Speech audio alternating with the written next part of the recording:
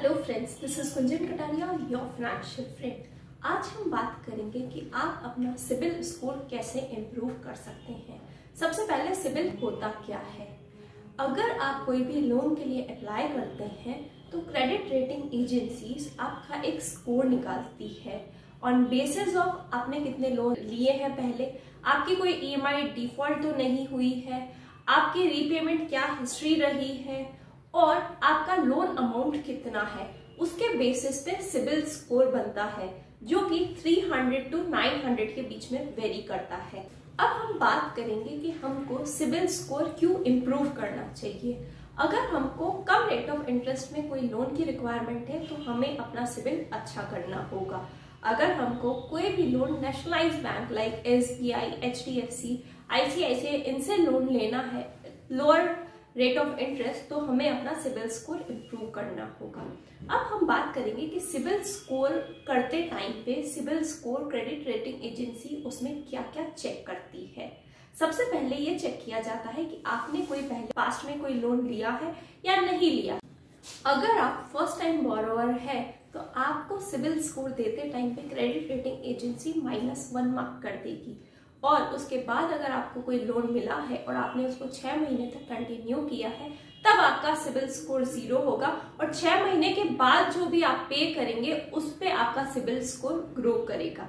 इसलिए हमेशा CIBIL score check करते टाइम पे आपका पास्ट पेमेंट हिस्ट्री जरूर चेक किया जाता है कि आपने क्या लोन अमाउंट लिया हुआ है एंड उसका पेमेंट आपने फ्रीक्वेंटली या फिर शेड्यूल वाइज किया है या नहीं किया है। अगर आपकी कोई भी ईएमआई डिफॉल्ट हुई है तो ये भी आपका नेगेटिव इम्पैक्ट करती है आपके सिबिल स्कोर के ऊपर। हम बात करेंगे कि मेन रीजन आपका सिबिल गिरने का।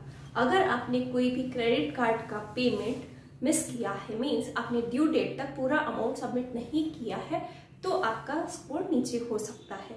दूसरा, अगर हम बात करेंगे अगर आपने कोई जॉइंट लोन लिया है तो जॉइंट लोन का जो भी आप अगर ईएमआई भी डिफॉल्ट होती है तो जितने भी आपके जॉइंट लोन में ओनर्स हैं उन सबके क्रेडिट स्कोर पे इम्पैक्ट पड़ता है।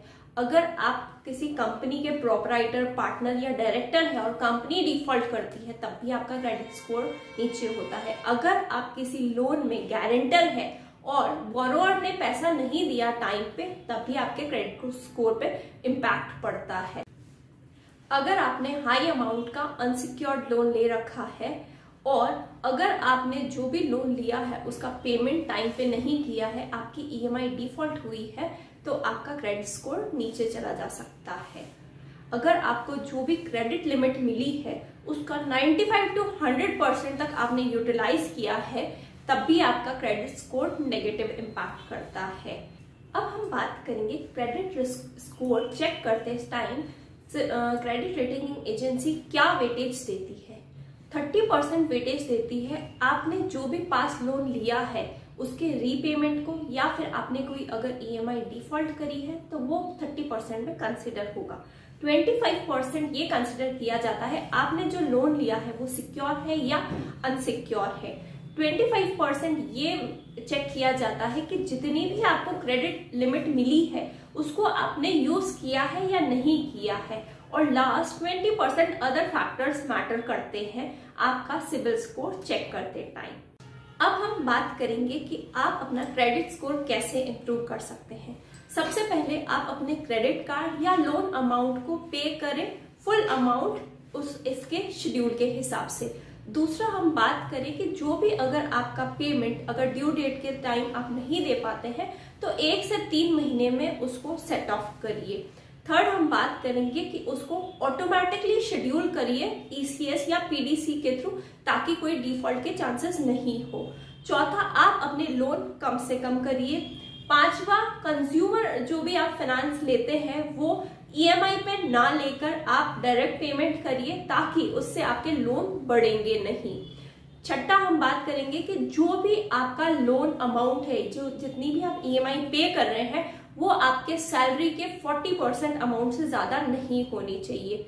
अगर आप कोई क्रेडिट कार्ड यूज कर रहे हैं तो उसका 30% तक ही लिमिट को यूटिलाइज करिए।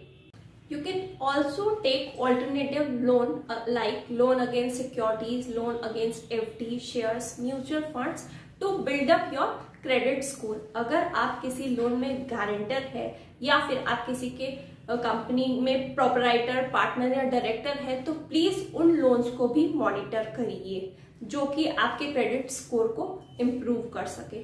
तो इसलिए ये सारे पॉइंट्स है आपको ध्यान रखने होंगे और अपना क्रेडिट स्कोर इम्प्रूव करना होगा ताकि आपको लोअर रेट ऑफ इंटरेस्ट पे कोई लोन मिल सके at the time of requirement.